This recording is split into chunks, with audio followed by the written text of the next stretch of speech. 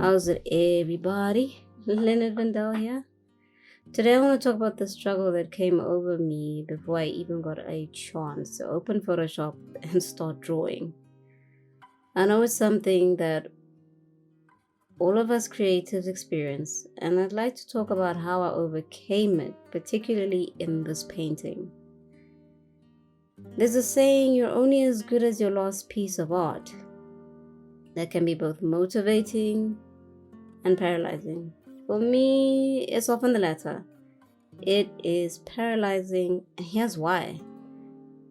I'll get a really solid idea of something that's really cool, and I can almost always see the final product in my mind. But then there's a voice that opens its mouth without permission and says, there's not a chance in hell you'll be able to pull that off. How are you going to do it? And then it takes over and puts any available obstacle in front of me that ends up preventing me from even starting the artwork. The problem there is that I let the voice inside my head tell me that I'm not good enough to even try. And that's where it's 100% incorrect. I've had this happen each and every time I want to create new artwork, or new music, or a new design. And I'm pretty sure it happens to you as well. However, this time was different for me. So let's go back. It was about 5 a.m. on Friday morning when this happened to me once again. And I got so annoyed. I got upset with the voice that told me that I couldn't do what I just envisioned so clearly with so much beauty. The voice didn't even give me a chance to try. So I used that feeling of irritation to start this piece. I looked at some references, I opened Photoshop, and to hell with it, I started to draw. What also helped was remembering what it felt like for me to sit and play my guitar. I used to play mostly blues, but I just recalled the feeling of being completely relaxed, happy, and enjoying what I was hearing. Okay, yeah, I'd also giggle at the mistakes I'd make because I'm not perfect. Hence why I'm not a musician. I'm an artist. But you know what? It would always make me happy. The memory, the feeling, all of that pushed me to carry on. But it's not like the voice went away. The voice was still there. But the more I continued to work, the more it sort of became like a distant whisper. I started to hear it less and less because I was doing what it told me I couldn't. And I was having a good time with the process. Frustrated, yes, but I was having a good time. My aim, of course, was to finish it as soon as possible before I got stuck and chickened out and ended up not finishing the artwork. But there's only so much I can do in a day.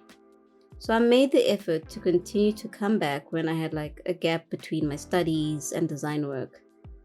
The voice would still come, and I'd always say, yeah, but look how far I've come since the last time.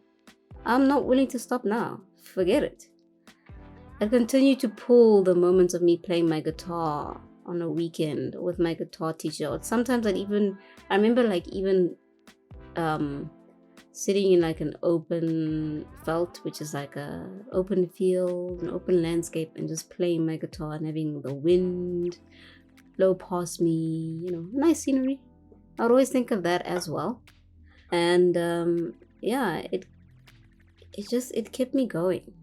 It really, really did. Just the feeling alone.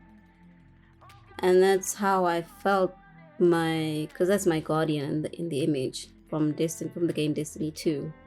And that's how I feel like she felt, with her ghost hovering there on the side, just enjoying the light that's coming through the window. But did the final product turn out the way I saw it in my mind? Nope, not at all. But I finished it. And I'm proud mostly of the effort I made. I started it. I continued to push forward, regardless of how funky it was looking. and how imperfect it was looking, I pushed forward. And you know what? It's finally finished. It's done. The voice at the end still criticized me for how it looked, nitpicking everything. Oh, the anatomy is not right. And oh, the light should be this way, not that way. And I went back and edited as much as I could. Eventually, I just had to put the painting down and be like, you know what? This is the final result, and that's it. I learned, I had fun, and you know what? That's all that matters. I finished it. I overcame all of that, and the artwork's done. Of course, the voice is not gone. The voice will be there with the next piece of artwork that I create, or even the piece of artwork that I'm busy with at the moment. The voice is still there, criticizing me. But I'm gonna carry on. And I always think of the feeling of the person, because I always draw some form of individual in the picture, of how they're feeling in that moment. And that keeps me going. The voice will be back, and the negative self-talk will be back again. But you know what? I'm allowed to express my creative ideas as much as every other creative out there. I'm not as good as I want to be, but it's a step closer to it. And I kind of hope I never get as good as I want to be, because I want to keep evolving as a creative. I want to keep learning, and every artist out there should, as well as you. Anyway, I hope this helped someone out there.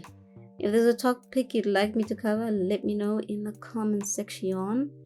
And hey, if you faced this problem before and you've got a different way of how you overcame it, put that in the comments as well. It could help someone out there, For those of you who don't know, I stream my art on Twitch on a Tuesday and Thursday night at 10 p.m. Central African time. So you can catch me there as well.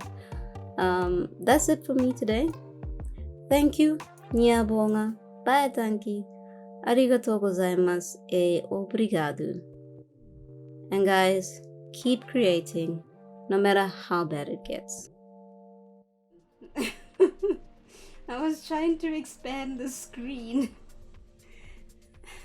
And then they all just came down. I was like, oh no, that's one too many.